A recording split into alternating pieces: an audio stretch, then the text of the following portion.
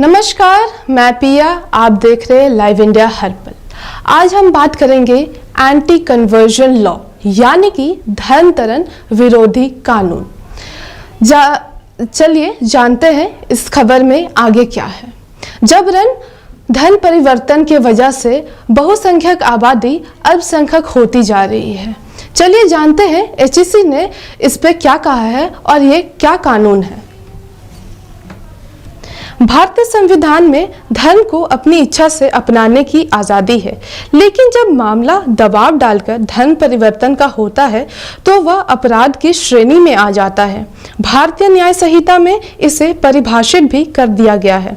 न्याय संहिता में कहा गया है कि अगर किसी व्यक्ति को किसी भी तरह का प्रलोभन देकर या फिर अपनी पहचान छुपाकर उसे धर्म परिवर्तन के इरादे से शादी की जाए तो वह संगीन अपराध है और या गैर जमानती भी है।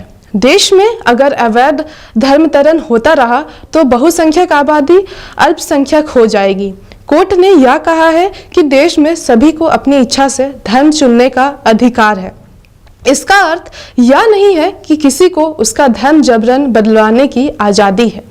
कोर्ट की यह टिप्पणी बहुत ही खास है क्योंकि पिछले कुछ वर्षों से देश में अवैध धर्मांतरण का मुद्दा काफी चर्चा में है और उस पर विवाद भी खूब हुआ है।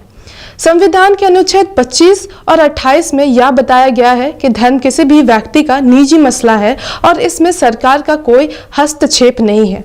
ज्यादातर लोग अपने जन्म के आधार पर धर्म को चुनते हैं, लेकिन कई बार धर्मांतरण भी होता है।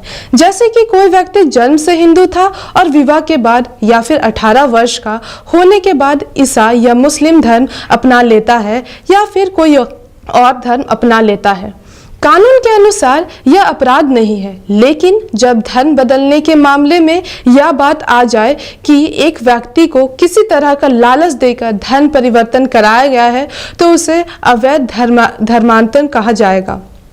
भारतीय न्याय संहिता में इसे परिभाषित भी कर दिया गया है। न्याय संहिता में कहा गया है कि अगर किसी व्यक्ति को किसी भी तरह का प्रलोभन देकर या फिर अपनी पहचान छुपाकर उससे धर्म परिवर्तन के इरादे से शादी की जाए तो वह संदिग्ध अपराध है और यह गैर जमानती भी है। पहले के कानून में भारतीय दंड विधान की धारा 295 और 298 में ऐसे कृत्यों के लिए दंड की व्यवस्था थी, जो नए कानून भारतीय न्याय संहिता में 298 और 302 में की गई है।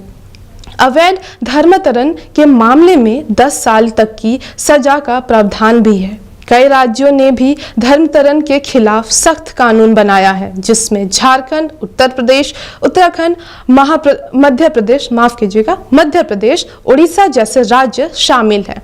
राज्यों ने बलपूर्वक धर्मांतरण को अपराध माना है और इसके खिलाफ 1 से 10 साल तक की सजा और जुर्माना की भी व्यवस्था की है। धन्यवाद। इतना ही इस खबर में। देखते रहे लाइव इंडिया हर पल।